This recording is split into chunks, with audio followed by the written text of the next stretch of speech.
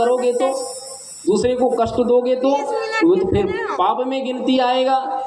तो लेने में और कहने में क्या फ़र्क है, इसको समझना है हमें।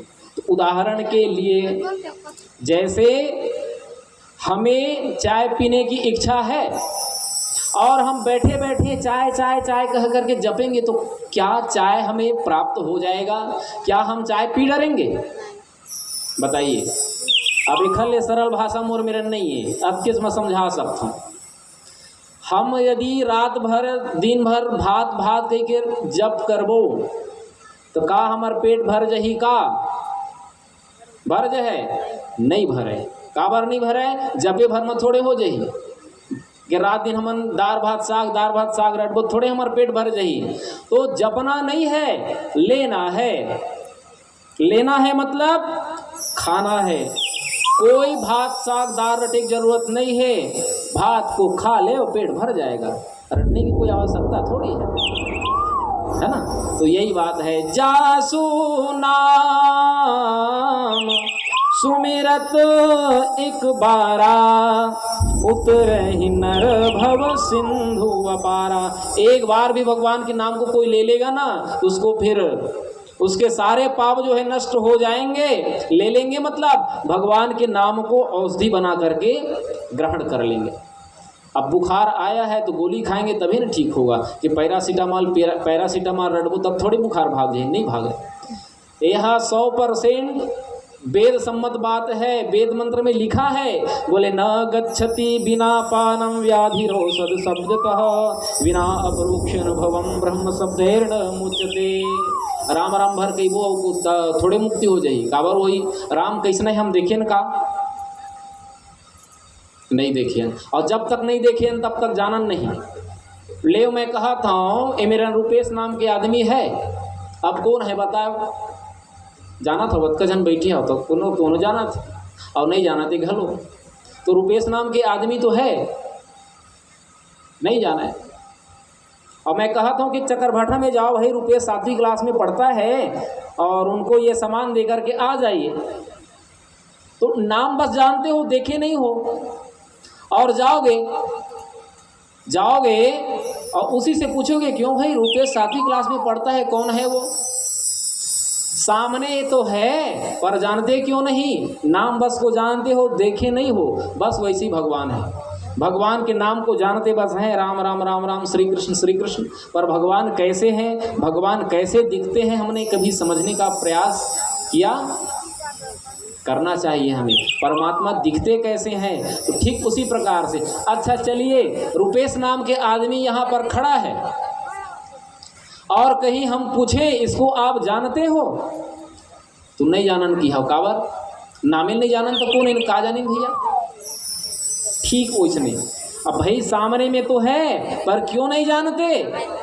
इसलिए नहीं जानते क्योंकि नाम सहित ज्ञान नहीं है, नाम सहित बोध नहीं है। इस कारण से सामने रहते हुए भी उस आदमी को हम नहीं जानते। ठीक उसी प्रकार से परमात्मा दिख तो रहा है, एक सेकंड के लिए भी परमात्मा हमार आँख से और हमार इंद्री से दूर नहीं होए। आँखिल बंद कर लेवे तो अलग बात है, पर इंद्री से दूर नहीं हो। इंद्री मतलब वायु के रूप में भगवान हमारी नासिका में प्रवेश कर रहा है, शब्द के द्वारा भगवान हमारी कान में प्रवेश कर रहा है। तो नाम सहित बोध होना। उदाहरण के लिए एक छोटा सा बालक है, अब जैसे अभी तेजस है, तेजस से कहेंगे तेजस गिलास को लाना, तो वो हमारी भाषा जानता है, लेकिन गिलास किसको कहते वो नहीं जानता। तो कभी कटोरी को पकड़ेगा, कभी लोटे को पकड़ेगा, कभी बाल्टी को पकड़ेगा, कभी कलछुल को पकड़ेगा। हम कहेंगे नहीं वो नहीं है, उसको नहीं उसको लाओ, उसको नहीं उसको लाओ, और आखिर में जब वो गिलास पकड़ लेगा तो कहेंगे कि हाँ इसको गिलास कहा जाता है। तो अभी से वो फिर अपने पूरी सयान अवस्था तक के गिलास को मरते दम तक के नहीं भूलेगा। है 100% सही बात। एक बार गिलास शब्द मतलब नाम समेत बोध हो गया, ज्ञान हो गया कि गिलास इसको कहा जाता है, तो गिलास चाहे कैसनो रहे, चाहे छोटे रहे कि बड़े रहे, गिलास इच लगे थे कि वो गिलास पकड़ी कटोरी नहीं पकड़े। तो प्रत्यक्ष देख करके जानना को ही यथार्थ ज्ञान कहा जाता है। तो महाराज परीक्षित ने सोचा कि बिल्कुल सही बात है, कलयुग में भगवान को नाम समेत यदि बोध हो जाएगा जीवात्मा का कि जो कुछ दिख रहा है ये ब्रह्म ही है, ओम ब्रह्म वेदमृतम, वो अमृतमय ब्रह्म जो है आगे पीछे दायां बायां ऊपर नीचे सब जगह विद्यमान है, तो फिर परमात्मा को खोजने की क्या आवश्यकता है? परमात्मा भगवान को खोजने की आवश्यकता नहीं है, खोजना उसको है। किसको? जो परमात्मा को देखा है, परमात्मा को जानता है। जनाएगा वही जिन्होंने देखा है और जाना है नहीं? जिन्होंने देखा है वही बता सकता है। तो महाराज परीक्षित ने सोचा कि बिल्कुल कलयुग सही कह रहा है कि एक बार भी भगवान का यदि व्यक्ति यदि नाम ले लेगा मतलब ग्रहण कर लेगा। तुलसी राके लेत ही निकसत पाप पहाड़, और फिर नेरे यावत नहीं देत मकार किवाड़। तो इस प्रकार से अब जो है परीक्षित ने कहा कि तू मेरे राज्य से निकल जा। तो कलयुग ने कहा महाराज सूर्य के उदय से लेकर अस्त तक के तो आपका राज्य है, फिर मैं कहाँ जाऊँ? तो परीक्षित ने कुछ सोचा और सोच करके कहा कि एक कलयुग मैं तुम्हें कुछ स्थान बता देता हूँ, तुम वहाँ पर रहना। तो कौन कौन से स्थान? तो महाराज परीक्षित जो है कहते हैं कि तुम गणिकालय में रहना, मदिरालय में रहना, जहाँ लोग जुआ खेलते हैं वहाँ रहना, जहाँ हिंसा होता है वहाँ रहना। ये सारी बातें बता दी। तो कलयुग ने कहा महाराज मन तो छोटे छोटे जगह है, अय मन कोनो जाना पसंद नहीं करे, तो कुछ ऐसे जगह बताना जिनमें मोरो सम्मान हो कहीं। तो कुछ देर सोचने के बाद परीक्षित ने कहा कि जाओ स्वर्ण में तेरा निवास हो, स्वर्ण में तू रह जाना। तो कलयुग ने कहा ठीक है, अच्छी बात है। मुकुट तो पहना था कलयुग, राजा परीक्षित मुकुट तो पहना ही था, तो स्वर्ण में कहा। तो कलयुग जो है परीक्षित महाराज के सिर पर बैठ गया। कलयुग एक भाव का नाम है, भाव का नाम है। ये कोई आदमी उदमी नो है यहाँ, अब कोई शरीर शुद्धा नहीं रहे। वही भगवान श्री कृष्ण कहे ज्ञान के खड़ग से अर्जुन, ये अज्ञान रूपी बैरी दुश्मन को तू जीत। ये संसार में काम क्रोध लोभ मोह ईर्षा द्वेष अहंकार ये सब जो है ये जीवात्मा रूपी भक्त को मारने के लिए ना हमेशा तत्पर रहता है। तो इसलिए ये जीवात्मा को चाहिए क्या कि यह जग युद्ध करिबे को है विचित्र ठाव, जीव जीतिबे को कलिकाल सरदार है। वासना की बरछी और विलासन के पहने तीर, अभ्रम को त्रिशूलता में माया की कटार है। बिंदु कवि काम क्रोध लोभ मोह दंभ आदि, अप्रबल प्रताप इनको पड़त प्रहार है। तो किंतु या प्रकार के विकार दल मारिबे को, अरे ढाल है रकार और मकार तरवार है। भगवान राम के नाम को, भगवान श्री कृष्ण जी के नाम को ढाल और तलवार बना ले, तो फिर एक काम क्रोध लोभ रूपी दुश्मन तुम्हारे पास आएंगे ही नहीं। ज्ञान के द्वारा तुम ये दुश्मन को जीत ले। तो कलयुग एक भाव का नाम है। जिस दिन मैं और मोर तोड़ते माया की प्रपंच रूपी अज्ञान जब खत्म हो जाएगा कि संपूर्ण जगत ही परमात्मा है, तो मैं किसको लूटूं, किसके साथ गलत व्यवहार करूं, ऐसा निश्चय हो जाएगा। तो फिर सतयुग परिवर्तन हो जाएगा। तो कलयुग के प्रभाव से परीक्षित का बुद्धि जो है बिगड़ गया। तो एक बार परीक्षित वो जो है जंगल में तो था ही, अब जंगल में घूम रहे थे तो देखा कि एक महात्मा जी जो है बैठे हुए हैं ध्यानस्थ। अब जब वो ध्यानस्थ जब बैठे थे तो परीक्षित ने जल मांगा पीने के लिए, लेकिन जो महात्मा थे वह जो है ध्यानस्थ होने के कारण उन्होंने वो बात नहीं सुना, तो पानी नहीं दिया। अब परीक्षित ने सोचा, पहले वो एक मानवता की दृष्टि से जल मांगा कि महात्मा जी मुझे बड़े जोर की प्यास लगी है, कृपा करके आप मुझे जल पिला दो।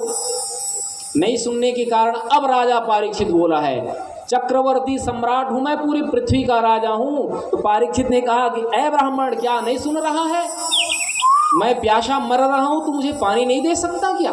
बाद में भजन नहीं कर सकते भगवान की? परीक्षित को गुस्सा आ गया। इतने पर जब महात्मा जी नहीं बोले तो परीक्षित को जब गुस्सा आया तो एक मरा हुआ सांप महात्मा जी के गले में डाल दिया। और जब महात्मा जी के गले में जब डाला, अब चले गए पानी पी करके, या जैसा भी रहा होगा चले गए। तो बाद में उस महात्मा जी के पुत्र को ये बात पता चला कि परीक्षित ने एक सांप जो है समीक ऋषि जी के गले में डाल दिया है। तो जैसे ही श्रृंगी ऋषि महाराज को ये बात पता चला तो श्राप दे दिया।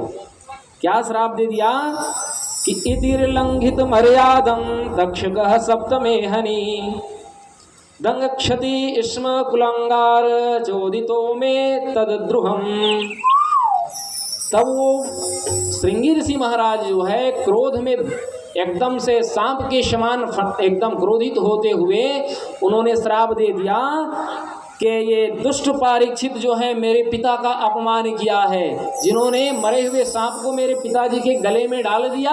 तो जाओ मैं श्राप देता हूँ, आज के 7वें दिन वो सर्प जो है उसको काट खाएगा। आज के 7वें दिन वो सर्प जो है इसको काट खाएगा, मर जाएगा परीक्षित उसके काटने से। ये श्राप दे दिया। तो 7वें दिन मतलब, अब ये बताइए, हम एक छोटे से काम करते हैं, सहज सिंपल में छोटे से काम करते हैं तो तैयारी भैया महीना 2 महीना लग जाता है।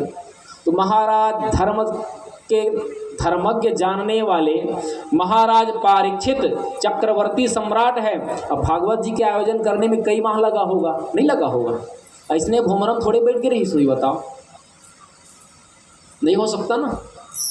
तो तुरंत आई थोड़े मिल की सोही बोला सुखदेव महाराज, हाँ भूमि सुहोई के संसार में भागवत के जानकार कौन है। तो वो टाइम में महाराज सुखदेव महाराज ही संसार में नंबर 1 के सर्वश्रेष्ठ भागवत के जानकार विद्वान थे। तो आज के 7वें दिन मतलब 7 दिन तो होता है, 8 दिन कहाँ होता है।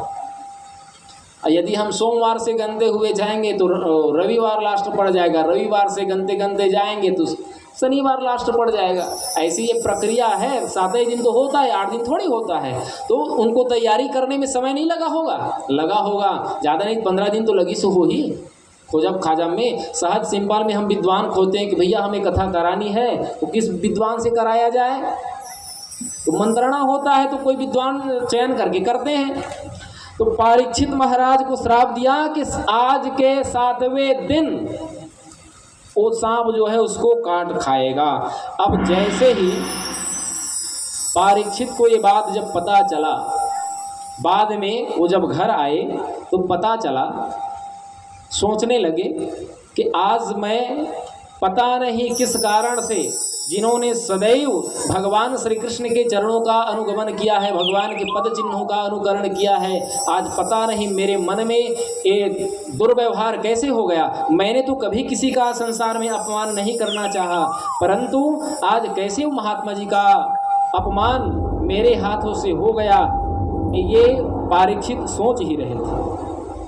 तभी जो है समीक ऋषि महाराज ने अपने एक शिष्य को भेजा था कि राजन तुमको श्राप लग गया है, आज के 7वें दिन मतलब कुछ समय पश्चात जो है तुम्हारी मृत्यु हो जाएगी, तुम्हारी मृत्यु हो जाएगी राजन। इसलिए अपने इस मानव जीवन को यदि तुम सुधारना चाहते हो तो अपना कुछ उपचार कर लो भैया।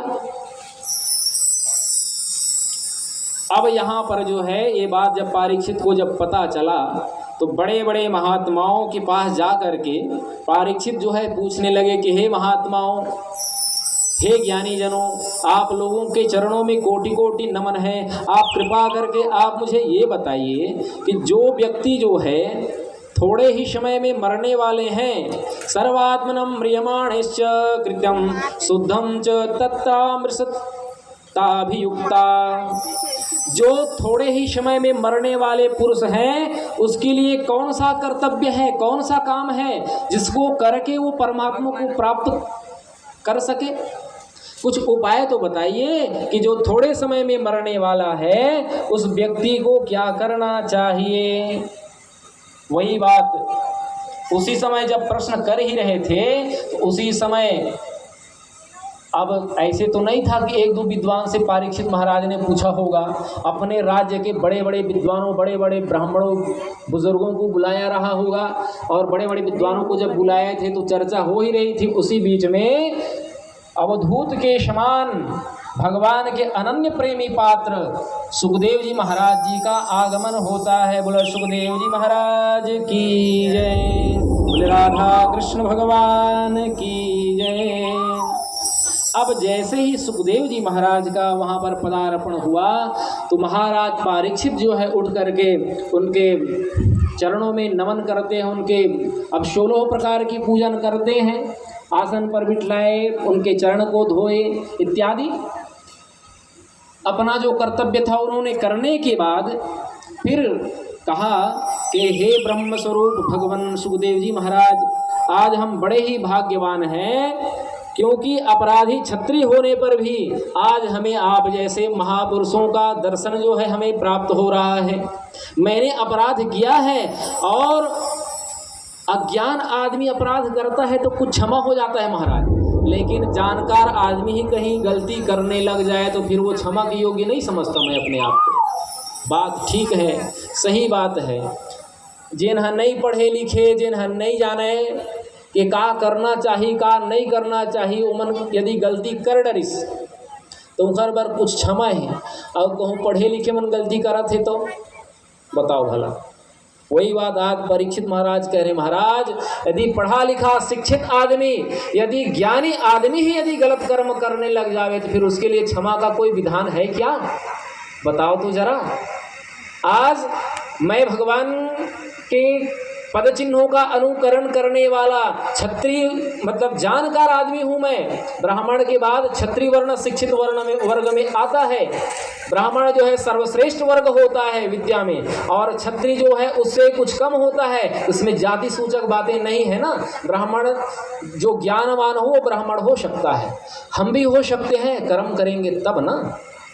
वो ज्ञान ही है, और ज्ञान बस है और कर्म नहीं है तो नहीं हो सकते। उदाहरण के लिए ज्ञानी होना पर्याप्त नहीं है, ज्ञान के साथ कर्म उसमें होना बहुत आवश्यक है। उदाहरण के लिए जैसे किसी व्यक्ति को कितनों ही बिगड़ा हुआ मोबाइल क्यों ना हो, बनाने के लिए आ जाता है, वो बना लेगा। बहुत बड़ा साइंटिस्ट है, बहुत बड़ा मैकेनिक है, तो अपने भर भर सीखे है, कुखरो मोबाइल नहीं बनाई तो खर बहुत बड़े साइंटिस्ट बहुत बड़े ज्ञानी हो, मक्का काम के बताओ कुछ फायदा है? कोई फायदा नहीं। मतलब ज्ञान होना पर्याप्त नहीं है, ज्ञान के साथ हमारा कर्म भी होना चाहिए। तो परीक्षित ने कहा, महाराज मैं तो ज्ञानवान होते हुए भी मैंने गलत कर्म कर लिया, तो क्या मेरे इस पाप का प्रायश्चित करने का कोई विधान है?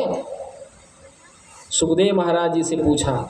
हे गुरुदेव, हे सुखदेव जी महाराज, आप जो हैं योगियों के भी परम गुरु हैं, इसलिए मैं आपसे परम सिद्धि स्वरूप और साधन के संबंध में प्रश्न कर रहा हूँ कि हे महाराज, अतः प्रगच्छामि संसिद्धि योगीनां परमं गुरु पुरुषस्य येह यत्कार्यं म्रियमाणस्य सर्वदा।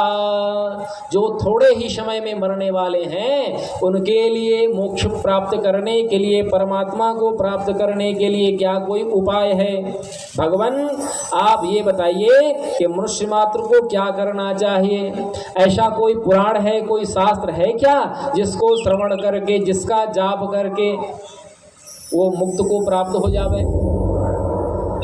ऐसा कोई उपाय है क्या कि जिसका स्मरण करके जिसका जाप करके, जिसका भजन करके वो अपराधी व्यक्ति जो है अपने पापों से मुक्त हो जावे, कोई उपाय है क्या बताइए तो जरा।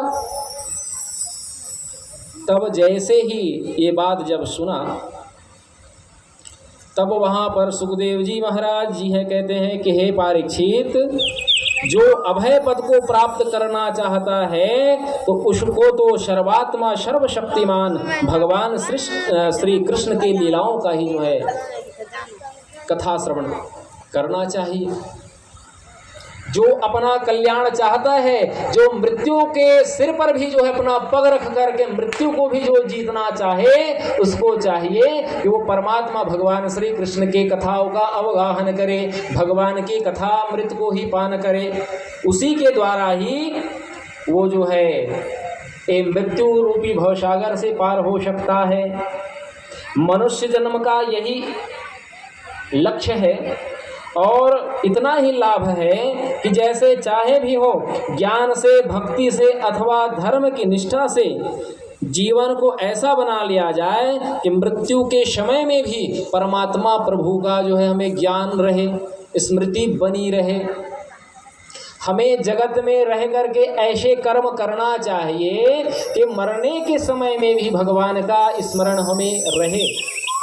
ऐसा नहीं है कि काल आज करे सो काल कर, अरे काल करे सो परसों, और इतनी जल्दी क्या पड़ी, जीना है अभी बरसों। ऐसा मत सोचो। ये तो रावण का प्योर रावण का सिद्धांत है। रावण इसने कहा है, वो सोचा था कि सोन में सुगंध डाल करके रहूंगा, पर सोन में सुगंध क्या था उसको तो खुद मालूम था ही नहीं। सोन में सुगंध क्या है? भैरव कवि एक बहुत अच्छा कविता कहते हैं, रामचरितमानस में आप लोगों ने सुना होगा, पढ़ा होगा। सुनि भूपाल भरत व्यवहारू, सोन सुगंध सुधा सिसारू। सोन में सुगंध कौन है? तो एक कवि जो है लिखते हैं, सागर विशाल सगर सूतों ने खोदा, देव दानव ने मथा इतिहास गा सका। सागर को मथ लिया, उसको पी भी लिया गया, पी कर पयोधी अगस्त ने पचा लिया था, पर भरत पयोधी का न कोई पार पा सका। राम है सुधाकर वसुधा है वसुधा कौन, अब भरत सुधाकर के सुधा सुख कंद है, राम दिव्य सोना है शलोना गहोए सा, भैरव भरत भैया सोन में सुगंध है। प्रेम ही जो है सोन में सुगंध हो सकता है। मानकर चलिए ये शरीर एक स्वर्ण है, और ये शरीर रूपी स्वर्ण में यदि सुगंध नहीं है, मतलब प्रेम नहीं है जीव के प्रति, परमात्मा के प्रति यदि प्रेम नहीं है, तो ये शरीर रूपी स्वर्ण मिट्टी से भी ज़्यादा बदतर है। इसलिए कहा गया, तुलसी जहि राम से प्रेम नहीं, सो सही पशु पूछ विषानन द्वय। यदि ये शरीर में यदि भगवान के प्रति प्रेम नहीं है, जगत के प्राणियों के प्रति प्रेम नहीं है, फिर वो शरीर शरीर नहीं है, वो तो मृतक आदमी ही है, मरा हुआ ही कहा गया है। तो हमें ऐसा कर्म करना चाहिए कि काल कर ले हम भजन मत कहे। जो यदि समय मिले, कुछ भी समय मिले, परमात्मा को प्राप्त करने के लिए, जानने के लिए हमें अग्रसर रहना चाहिए, जाना चाहिए कथा पुराण सुनने के लिए। तो मृत्यु के समय में भी भगवान की स्मृति बनी रहे, ऐसा कर्म करना चाहिए।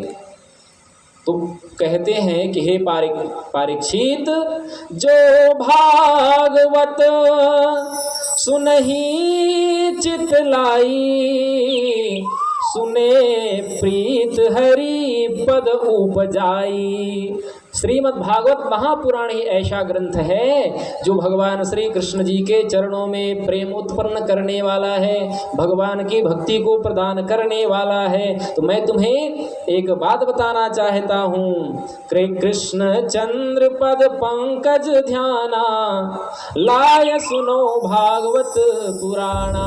कृष्ण जी के चरणों में यदि प्रेम चाहिए तो भागवत महापुराण का श्रवण करना चाहिए, भागवत महापुराण को सुनना चाहिए। तो मैं तुम्हें बताना चाहूँगा, हे परीक्षित, 7 दिन कहा है बेटा, मतलब बहुत समय है तुम्हारे पास। संसार में ना कि 2 ही घड़ी में जीवित रहने वाले मनुष्य भी अपना उद्धार कर सकता है।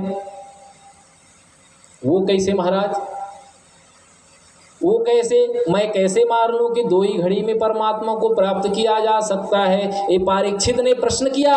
तो भगवान सुखदेव जी महाराज कहते हैं क्या, एक खटवांग महीपति रहे,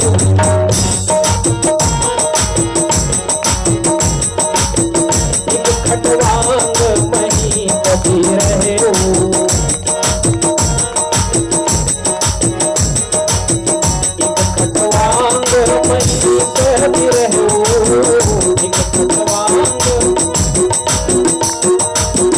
एक खटवांग मही कहती रहो, उभय दंड महसो गति रहो,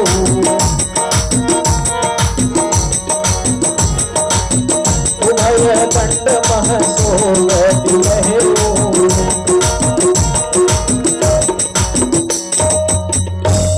एक खटवांग महीपति रहो, उभय दंड मह सोगति लहू।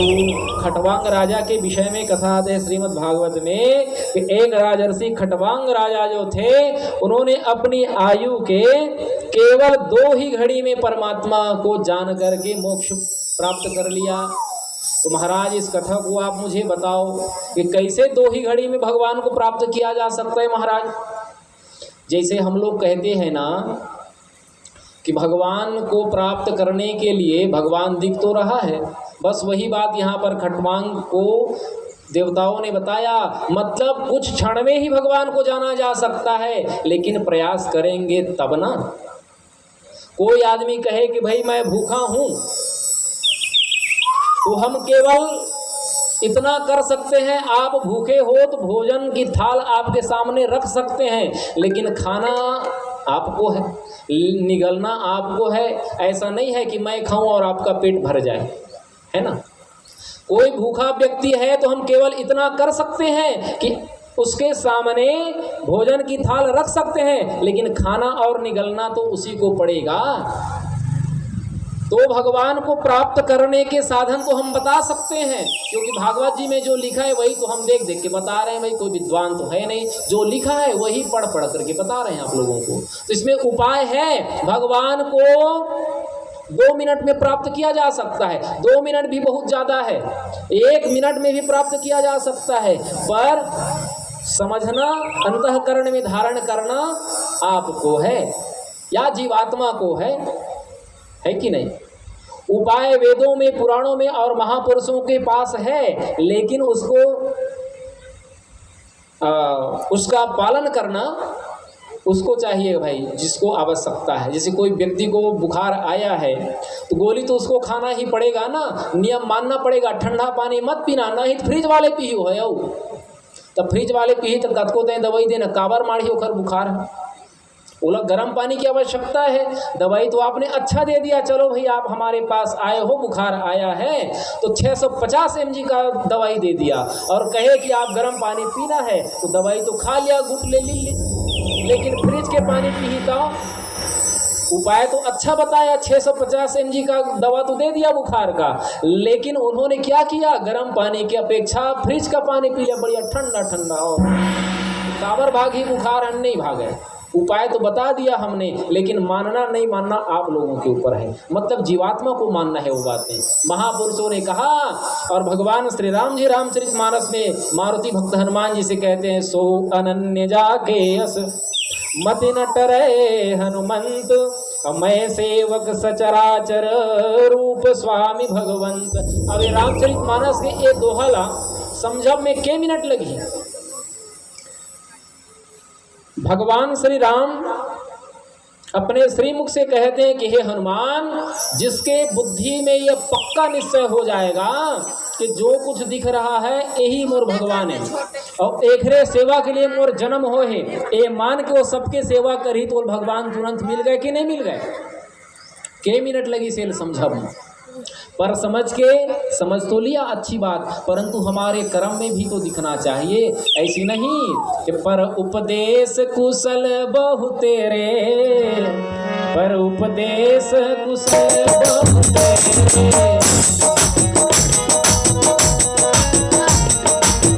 पर उपदेश कुशल बहु तेरे, पर उपदेश ते आदर ते नर करे रे, ते आदर ते नर करे रे, ते आदर ते नर करे रे,